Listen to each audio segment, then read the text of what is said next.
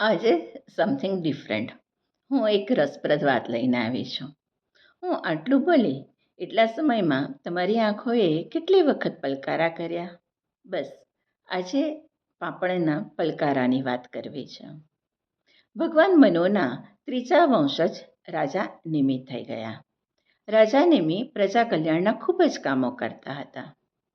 એક વખત એમને પ્રજાના ઉજ્જવળ ભવિષ્ય માટે એક હવન કરવાની ઈચ્છા થઈ.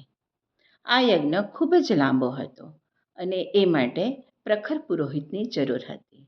આથી રાજા નિમિ મહર્ષિ વસિષ્ઠને મળવા એમના આશ્રમ ગયા. પરંતુ ત્યાં એમને જાણ થઈ કે મહર્ષિ વસિષ્ઠ તો સ્વર્ગલોકમાં ગયા છે. આથી રાજા નિમિ પણ સ્વર્ગલોકમાં ગયા.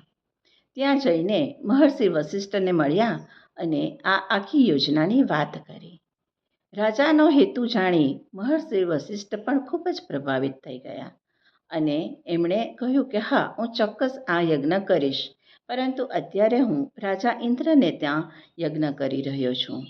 આથી અહીં જ્યારે યજ્ઞ સંપન્ન થશે ત્યારે હું પૃથ્વીલોક પર આવીશ અને તારે ત્યાં હવન કરીશ. રાજા નિમિ તો પૃથ્વીલોક પર આવી ગયા.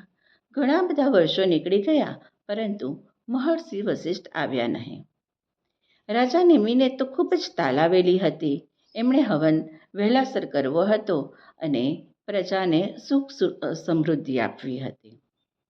આથી એમણે મહર્ષિ ગૌતમનો સંપર્ક કર્યો અને એમને આ આખી વાતની જાણ કરી.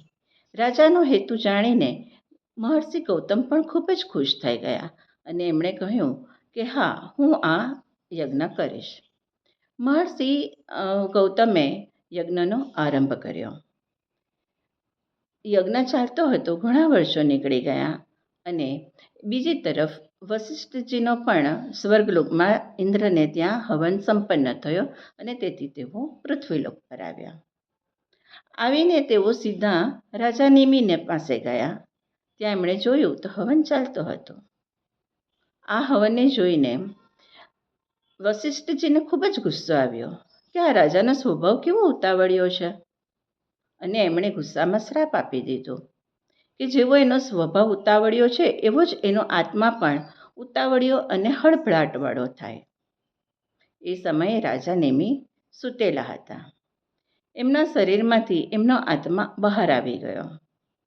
જ્યારે જાગીને જોયું તો એમનું શરીર તો બાજુમાં હતું અને એમનો આત્મા બહાર હતો. એમને આખી વાતની આ જાણ થઈ કે આવું બધી ઘટના ઘટી છે, પરંતુ એમને મુક્ત આત્માથી ખૂબ જ સંતોષ થયો. તેમણે આખા બ્રહ્માંડને પરિક્રમા કરી, જાત જાતના હવનો જોયા અને જ્ઞાન મેળવ્યું. પરંતુ એમની પ્રજાને તો એમનો રાજા નિમિ જોઈતો હતો. એમની પ્રજાએ હવનમાં આવેલા દેવોને કહ્યું કે તમારી પાસે તો તપોબળ છે, તમે અમને અમારા રાજા ફરીથી આપો. દેવોએ ખૂબ પ્રયત્ન કર્યા. રાજા નિમિને પણ ખૂબ સમજાવ્યા કે તમે સદેહે આવી જાઓ, તમારી પ્રજા તમારા વગર ઝૂરે છે. પરંતુ રાજા નિમિએ કહ્યું કે ના, મને આ મુક્ત જીવન ગમે છે. હું મારી પ્રજા સાથે જ છું, પરંતુ પ્રજા તો માને જ નહીં. પ્રજા કહે કે અમારે તો બસ અમારા રાજા સદેહે જોઈએ છે. પ્રજાનું પ્રેમાગ્રહથી રાજા નિમિ એ હાર માનવી પડી, પરંતુ એમણે એક વચલો રસ્તો શોધ્યો. રાજા નિમિએ પ્રજાને કહ્યું, હું તમારી સાથે જ રહીશ, તમારી પાપણ પર રહીશ. સમજી ગયા ને? એટલે હળભળાટવાળા રાજા, ઉતાવળિયા રાજા જે આવજાવ કરે છે એ પાપણ ઉપર બેસી ગયા. આથી પ્રજાની પાપણ હંમેશા ખુલે છે, બંધ થાય છે, રાજા આવે છે, જાય છે. દેવનાગરી ભાષામાં આ પલકારાને એટલે જ નિમિષા કહેવાયું છે. છે ને રસપ્રદ વાત? તમારી પાસે જો આવી રસપ્રદ વાત હોય તો તમે પણ મને જણાવજો.